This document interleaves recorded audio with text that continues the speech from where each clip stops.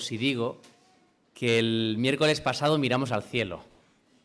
No sé si buscando a ese Dios grande o buscando al astro que Él nos ha regalado, ¿no? Todos en algún momento, casi todos seguramente, pusimos la mirada en el cielo porque ante nosotros se nos presentó un evento único, ¿verdad? Súper singular, que no sucede todos los días. De hecho, no sucede, pues raro que suceda años consecutivos, y hacía mucho tiempo que no se daba ese tan anunciado y tan esperado eclipse solar, total, además. ¿Alguien no lo vio? Más o menos todos. O sea, nadie no sabe de qué estoy hablando, ¿no? Vale. Bueno, pues no sé cómo lo viviste tú, no sé dónde lo viviste, pero algo que a mí me resultó quizá más interesante incluso que el eclipse en sí fue ver todo lo que se generó en torno al eclipse. Nosotros con Raquel estábamos viéndolo en un descampado, coincidió que estábamos en un camping en Sitges con su familia. Entonces salimos a un descampado que estaba frente al camping, aquello se llenó de gente, y la gente, bueno, pues en la espera estaba ahí comentando, las gafas me las pongo todo el mundo de espalda, no vaya a ser que... Y de repente cuando sucedió el eclipse y pudimos quitarnos por esos pequeños segundos las gafas y contemplarlo sin gafas, se escuchó ahí como al unísono un ¡oh!, ¿no? Todo el mundo empezó como a gritar emocionado. Pude ver, incluso miré a algunos de los que tenía más cerca y vi que tenían como los ojos un poco ahí con lagrimillas, ¿no? Y se veía la emoción incluso en los ojos, en la mirada.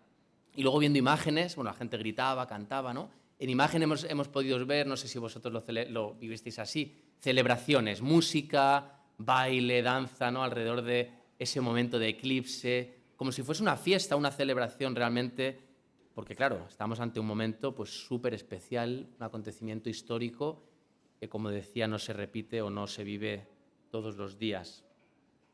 Todo esto me hizo pensar en algo que creo que es interesante que como creyentes también, o si tú estás hoy de visita aquí, creo que también es bueno que podamos meditar y podamos pensar en ello. Y es bueno, ¿hay momentos en la Biblia donde se registren situaciones en las que el sol se oscurece? Como aquel eclipse que ha sucedido esta semana, ¿no? Este miércoles. ¿Hay momentos? Y si los hay, ¿son momentos de celebración?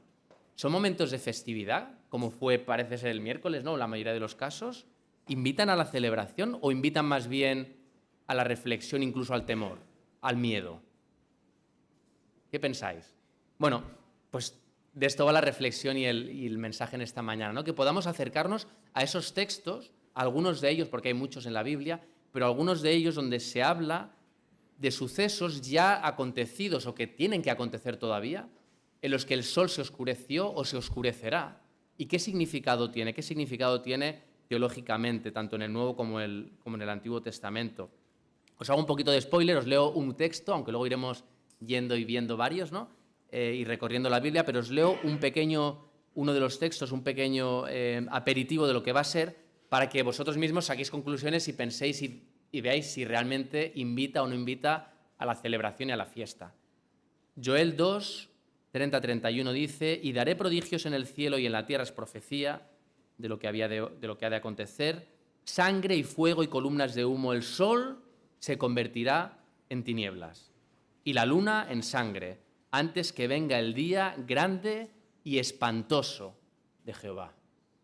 No habla de fiesta, de alegría, de felicidad, habla de día grande y espantoso de Jehová. No adelanto más, vamos a entrar en materia y lo vamos a hacer, como veis en esta diapositiva, yendo secuencialmente a ver esos eventos, uno que ya sucedió, el más importante, en el que el sol se oscureció, que ya sucedió y que tiene que ver con juicio, porque siempre que hay oscuridad es Dios irrumpiendo en la historia de la humanidad para juzgar, es lo que la Biblia nos trae, ¿no? Un momento, un evento, un acontecimiento que está por ocurrir, por suceder, lo veis ahí en el segundo punto, y luego que reflexionemos y que pensemos en, bueno, ¿y qué hacemos mientras estamos en ese momento de impasse, en la espera, entre el momento que ya sucedió, lo que ya ocurrió, el juicio que ya fue, el juicio que será y que vendrá y que vamos a ver, bueno, ¿y qué hacemos a la espera de ese juicio definitivo que ha de venir? El juicio que ya fue. Vamos a abrir nuestras Biblias en el Evangelio, en Lucas. Vamos a coger uno de los 3 evangelios en los que se narra este hecho, porque aparecen 3 de los 4 evangelios, y vamos a tomar el ejemplo de Lucas 23, 44 a 45, también está en Marcos 15, 33 o en Mateo 27, 45, Y tomo el de Lucas simplemente porque aparece algún dato, algún matiz adicional que nos ayuda a entender un poquito mejor qué pasó aquel día concretamente, durante precisamente la crucifixión de Jesús, mientras él permanecía colgado de la cruz. Dice Lucas, el evangelista, cuando redacta y recoge este evento, que cuando era como la hora sexta, hubo tinieblas sobre la tierra hasta la hora novena, y el sol se oscureció y el velo del templo se rasgó por la mitad. Bueno, ¿qué sucedió exactamente durante la crucifixión de Cristo? ¿Fue un eclipse solar? ¿Qué pensáis? Algunos dicen que tiene pinta, ¿no? El sol se oscurece, era de día. Bueno, ¿fue un eclipse o no fue un eclipse?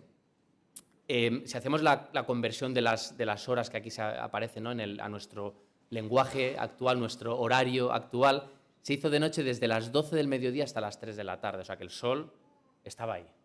Algo sucedió. ¿Fue un eclipse o no? Bueno, científicamente no se puede explicar con un eclipse por varios motivos. Lo primero es porque el eclipse solar normalmente se da en un periodo o en un proceso, en un estado de la luna, de luna nueva y no en luna llena. Y la Pascua judía, que es cuando Jesús fue crucificado, coincide, sabéis que se celebra según el calendario lunar y coincide con luna llena. Por lo tanto, no es posible, científicamente hablando, que se diese un eclipse solar durante una Pascua judía. Lo segundo que hace o la segunda razón que nos invita a pensar que no pudo ser un eclipse solar, es que es súper breve. Bueno, lo vimos el otro día, no sé cuántos segundos duró donde tú estabas, y dijeron, duraron 1 minuto y pico. Donde yo estaba fueron en Sitges, no sé, 15 segundos o 20, y luego ya gafas otra vez. Dicen que en el mejor de los casos un eclipse solar se puede extender hasta 7 minutos y medio, como muchísimo. Aquí tenemos 3 horas de oscuridad. 3 horas de oscuridad, imposible, científicamente hablando, para un eclipse, para justificarlo por medio de un eclipse. Y el tercer motivo que nos hace pensar que no puede ser un eclipse, y lo vemos también redactado, recogido en los evangelios, dice que toda la tierra se llenó de oscuridad. No dice Judea, no dice Jerusalén, no dice el monte Calvario, sino toda la tierra por completo se llenó de oscuridad, y un eclipse no puede generar esa oscuridad en toda la tierra. Sucede en un lugar muy delimitado geográficamente. Sabemos que lo hemos tenido aquí, pero otros países no han podido disfrutar como nosotros de ese acontecimiento, ¿no? Por lo tanto, no fue un suceso astronómico. Lo que se recoge, que coincidencia, casualidades de la vida, coincide justo en el momento en el que Jesús estuvo o fue crucificado. No fue un evento astronómico. Fue una señal extraordinaria asociada al juicio de Dios. Siempre que encontramos oscuridad en la Biblia, está asociada al juicio de Dios. Y claro, aquí lo normal, lo natural es que nos surja una pregunta. Bueno, ¿y qué hace Dios juzgando a qué y a quién cuando Jesús está colgado en el madero? ¿Qué sentido tiene pensar en que Dios estaba ahí irrumpiendo en la historia de la humanidad para juzgar? ¿Qué estaba sucediendo exactamente, si queréis, como pregunta, en el instante en que Jesús estaba siendo crucificado? Bueno, Isaías, en el Antiguo Testamento, profetizando acerca de este evento, y también Pablo en el Nuevo Testamento, nos da respuesta precisamente a esta pregunta. Dice Isaías 53:6, que Jehová cargó en Jesús, en el Mesías, en Cristo, el pecado de todos nosotros, en aquel momento, en aquel instante, en aquel lugar, en aquella cruz. Y Pablo dice en 2 Corintios 5:21 que al que no conoció pecado, a Jesús, por nosotros lo hizo pecado, en aquel momento, en aquel instante, en aquel lugar, en la cruz. Lo que sucedió en la cruz no fue simplemente la muerte de un hombre inocente. A veces se nos plantea de esa manera, ¿no? Alguien que no hizo nada, alguien sin pecado, sin mancha, sin culpa, fue juzgado injustamente, si se le puede llamar juzgado, fue condenado a una cruz, colgado.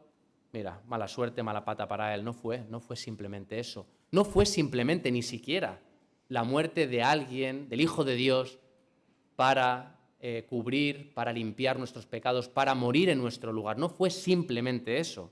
Fue incluso más que eso. Fue la ira de Dios y su juicio descargado en la persona de su Hijo, en aquel momento. Él estaba ocupando el lugar que tú y yo merecíamos.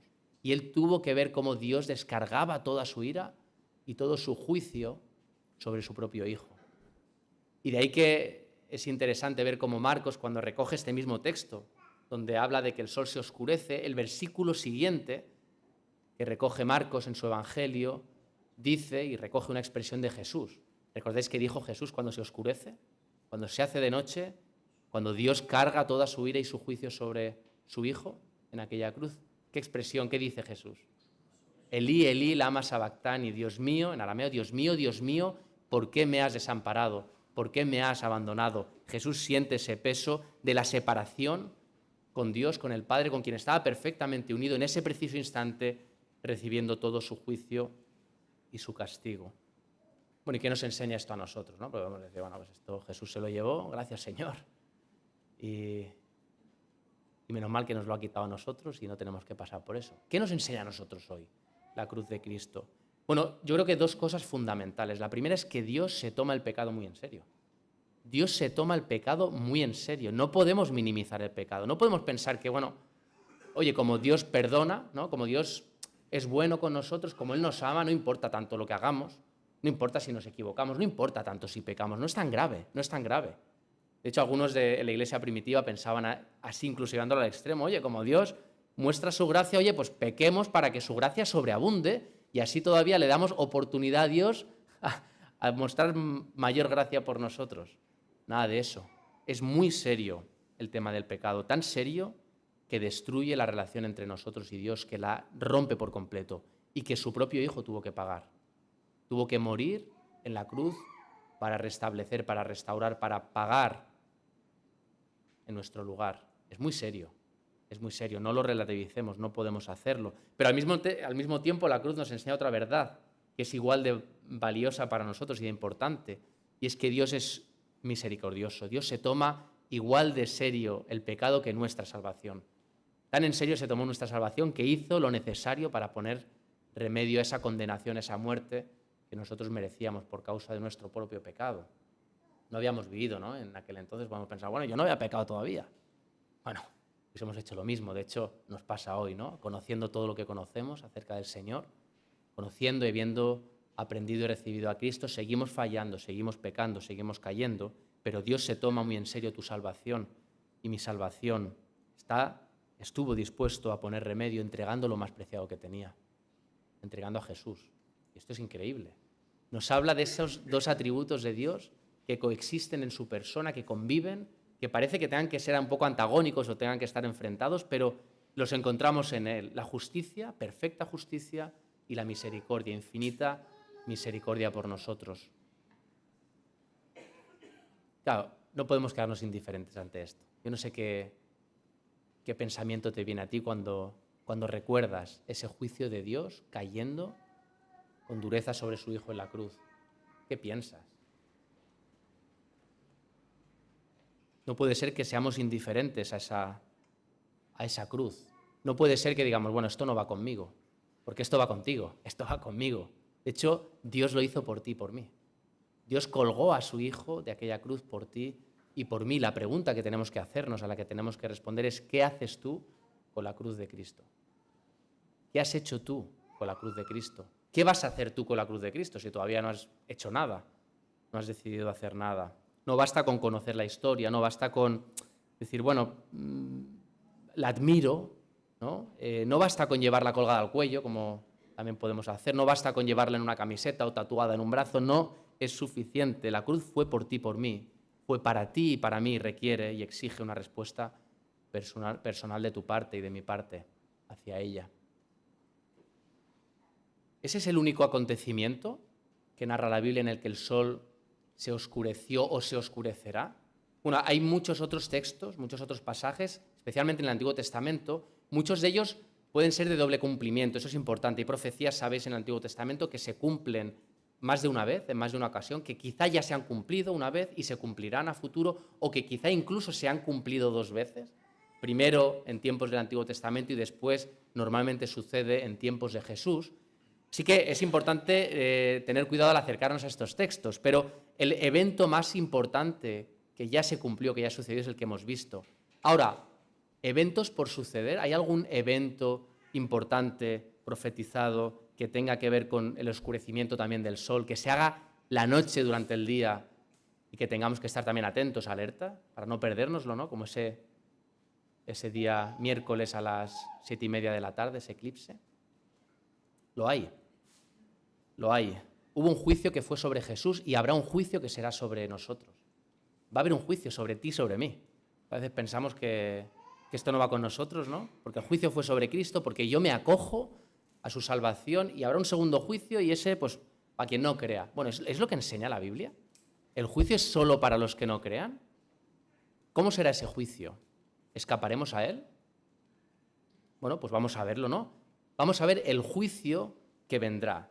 ¿Dónde se nos habla de ese otro momento? Un montón de pasajes en la Biblia. Voy simplemente a leer uno que se encuentra también en el libro del profeta Joel, capítulo 3, versículos 11 al 15, pero hay muchos más. Joel 2.10, si alguien toma nota, si quiere anotar los pasajes, las referencias. Joel 2.10, Isaías 13, de 9-10, Amos 8.9, por ejemplo, en el Antiguo Testamento. Pero vamos primero con el de Joel 3, 11 al 15. Dice: juntaos y venid, naciones todas de alrededor, y congregaos.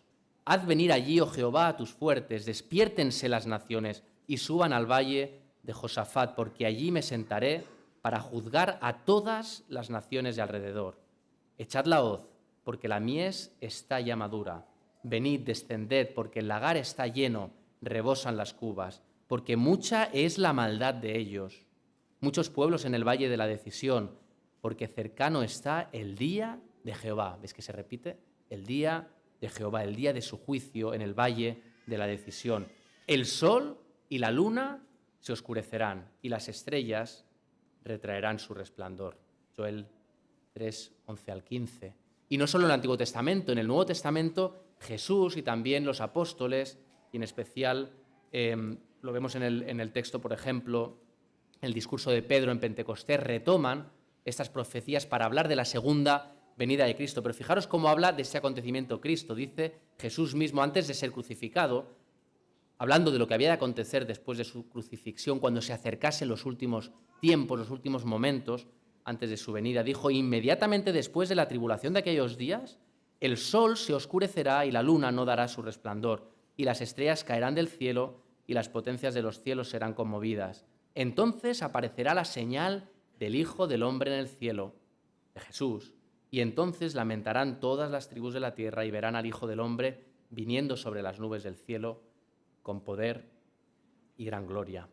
Vemos de nuevo ese oscurecimiento del sol, vemos al Hijo del Hombre, a Cristo volviendo, y vemos lo que va a suceder después, que nos lo narra Apocalipsis, capítulo 20, versículos 11 al 14. Y vámonos para allá, si tienes tu Biblia, ábrela conmigo, porque nos vamos a parar un poco en este texto, porque este texto nos desvela, no solo nos dice que va a haber juicio, sino que nos explica cómo va a ser ese juicio que está por venir, para que podamos estar preparados, claro.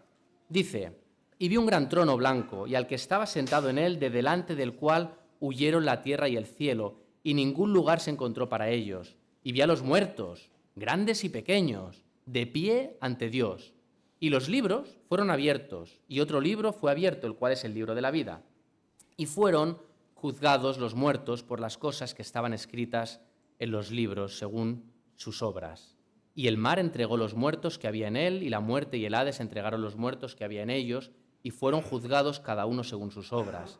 Y la muerte y el Hades fueron lanzados al lago de fuego. Esta es la muerte segunda. Habrá un juicio ante el que todos tendremos que compadecer.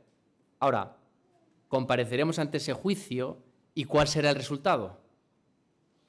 ¿Positivo o negativo? ¿A qué os suena este texto? Yo creo que no muy bueno, ¿no? Porque dice el texto, indica claramente que el juicio final y su resultado que decide nuestro destino eterno es según las obras, ¿no? Dice: los libros fueron abiertos y fueron juzgados los muertos por las cosas que estaban escritas en los libros según sus obras, ¿no? Y ahora hay muchos protestantes evangélicos de pura cepa que dicen: no, la salvación no es por obras. Bueno, no es lo que dice el texto. Según nuestras obras seremos juzgados.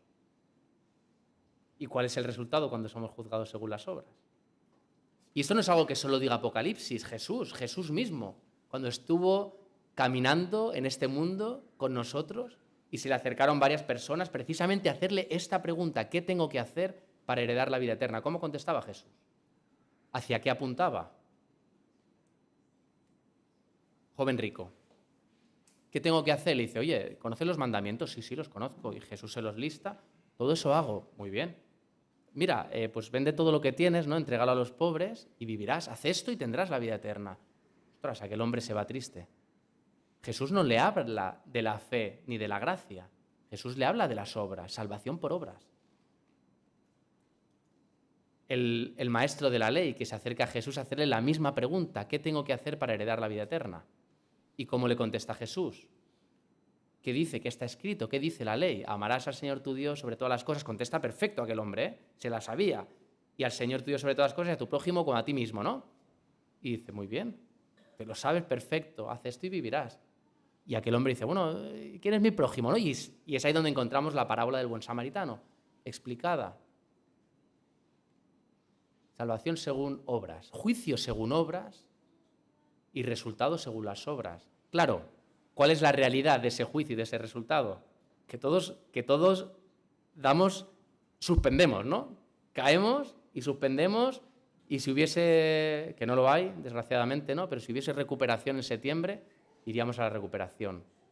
No damos la talla. El joven rico, aquel que cumplía tantas cosas, no daba la talla. Y Jesús le dice, no, yo te planteo todo lo que tienes que hacer, hazlo y vivirás. Y se fue triste. ¿Y cómo reaccionaron los discípulos de Jesús, recordáis? Jesús les dice, les enseña, les dice, oye, es tan difícil que un rico entre en el reino de los cielos, ¿no? ¿Recordáis la enseñanza? ¿Y qué dicen los discípulos a Jesús? Ostras, si esto es así, ¿qué tenemos que hacer? Os lo leo. Dijeron sus discípulos, oyendo esto, se asombraron en gran manera y dijeron, ¿quién pues podrá ser salvo, Jesús? ¿Quién pues podrá ser salvo? Y Jesús les miró y les dijo, para los hombres esto es imposible, mas para Dios todo es posible. Y aquí está la clave y del meollo de la cuestión, la clave y la solución al tema. Lo que para nosotros es imposible es aprobar el examen en el juicio final por nuestras obras. Para nosotros, para aquel joven rico, para aquel maestro de la ley, por mucho que queramos, para Dios sí es posible. Dios puede hacerlo. Dios, de hecho, lo hizo posible. ¿De qué manera lo hizo posible? ¿De qué manera hace Dios posible lo imposible? ¿Cómo salvarnos? ¿Cómo ser salvos? Si por las obras por las que seremos juzgados seríamos o seremos condenados. Bueno, he hecho un poco de trampas y no he leído el último versículo de ese texto de Apocalipsis. Vuelvo a Apocalipsis 20, retomo desde el 13, porque entra en juego algo muy interesante que ya menciono algún versículo anterior, en Apocalipsis 20. Dice, desde el 13, que el mar entregó los muertos que había en él, y la muerte y el Hades entregaron los muertos que había en ellos, y fueron juzgados cada uno según sus obras, y la muerte y el Hades fueron lanzados al lago de fuego. Esa es la muerte segunda, y aquí viene la solución al problema. Y el que no se halló inscrito en el libro de la vida fue lanzado al lago de fuego. Hay otro libro, el libro de las obras o los libros de las obras, y está el libro de la vida. Y podemos tener nuestros nombres escritos en ese libro de la vida que da acceso a la salvación, que nos ofrece y que nos da la salvación. Y eso es por la fe, y eso es porque Dios hizo posible lo que para nosotros era imposible, salir bien parados de ese juicio por nuestras obras. ¿Qué debemos hacer para estar en ese libro? Claro, esa es la pregunta, supongo que te haces, ¿no? ¿Estás en ese libro? ¿Estás seguro de que tu nombre está escrito en ese libro de la vida? Es importante que nos lo preguntemos. Y si no estás seguro, ¿qué hay que hacer para que tu libro esté ahí? Que tu nombre esté ahí escrito en ese libro. Nombre, apellido. La Biblia es clara, dice que si confesares con tu boca que Jesús es el Señor y creyeres en tu corazón que Dios le levantó de los muertos, entonces serás salvo. Sencillo, la solución es sencilla, es simple. Basta de esforzarnos por ganar méritos para conseguir nada frente a Dios, para poder presentarnos ante Dios tratando de merecer o de ganar nada, porque no lo vamos a conseguir. Descansemos en su obra, en lo que Cristo hizo precisamente en la cruz. Acojámonos a su gracia, confesemos con nuestra boca que Él es el Señor y creamos en nuestro corazón no solo que Él murió por nosotros, sino que Él venció a la muerte. Y venció a la muerte para darnos también vida a nosotros, para ser salvos. Lo dice Romanos capítulo 10, versículo 9. Es interesante ver cómo ambos sucesos, ¿verdad? El que ya fue, el juicio que ya fue sobre Cristo y el juicio que será sobre toda la humanidad, están muy conectados, están íntimamente ligados. La cruz del Calvario con el juicio final. Son testimonios de que Dios, ambos, hace posible lo imposible. Dios hizo posible lo imposible en aquella cruz, después, cuando Cristo fue sepultado y fue resucitado, levantado de los muertos. al tercer día, igual que Dios hace posible lo imposible con nosotros, darnos vida donde solo hay muerte y destrucción y condenación. Y estos eventos no solo tienen una conexión muy especial, sino que además tienen al mismo protagonista, que no somos nosotros, ¿eh? A lo mejor pensamos que somos los protagonistas de todo esto, y es Jesús. Jesús, aquel que vino como siervo para ser juzgado y colgado en aquella cruz, volverá como rey para ser juez. Mismo protagonista, diferente papel en la historia. ¿Estás preparado para afrontar el juicio? Es la pregunta. ¿Qué pasa si el juicio es hoy?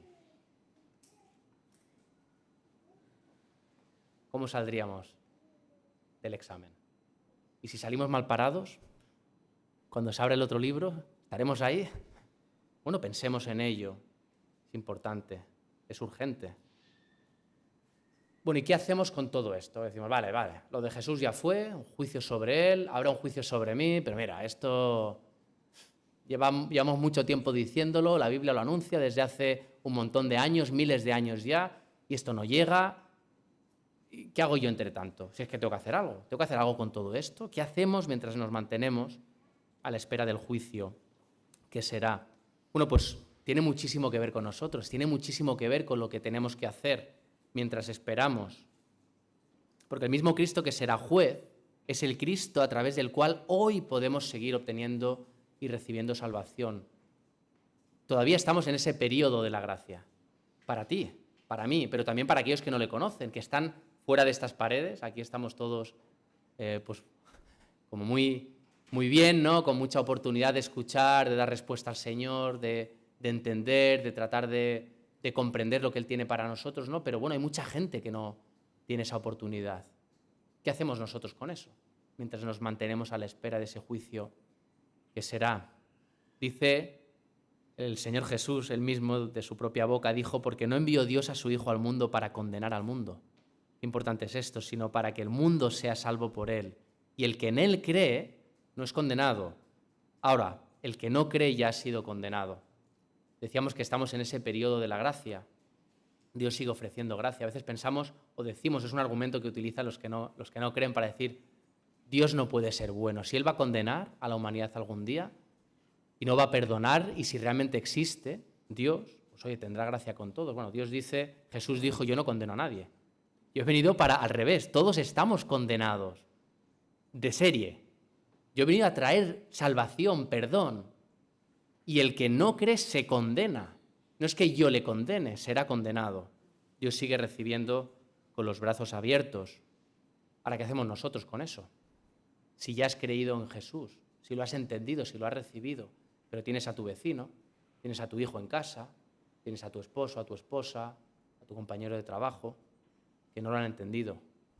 Y tú sabes y crees que esto va a pasar, que habrá un día en que llegará el Señor, volverá a buscarnos, y a los que estemos ya con Él o hayamos partido, resucitaremos, en aquel día seremos juzgados, y luego una eternidad. ¿Qué hacemos con esa verdad que conocemos? Bueno, ¿y por qué no viene el Señor ya?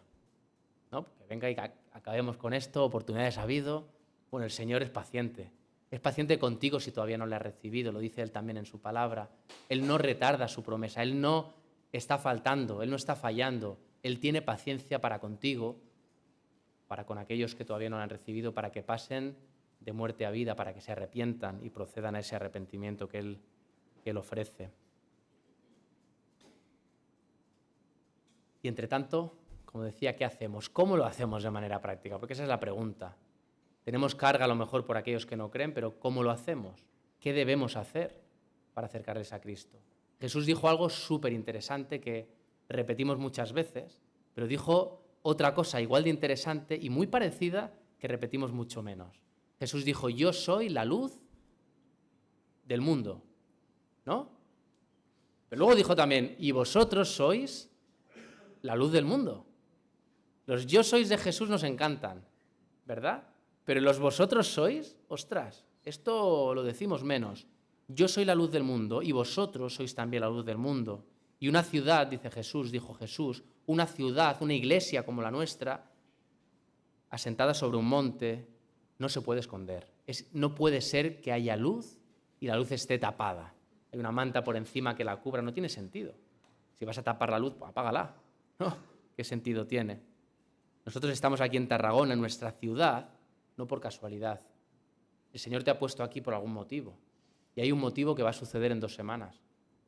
Es una campaña. Tenemos la oportunidad de salir a la calle.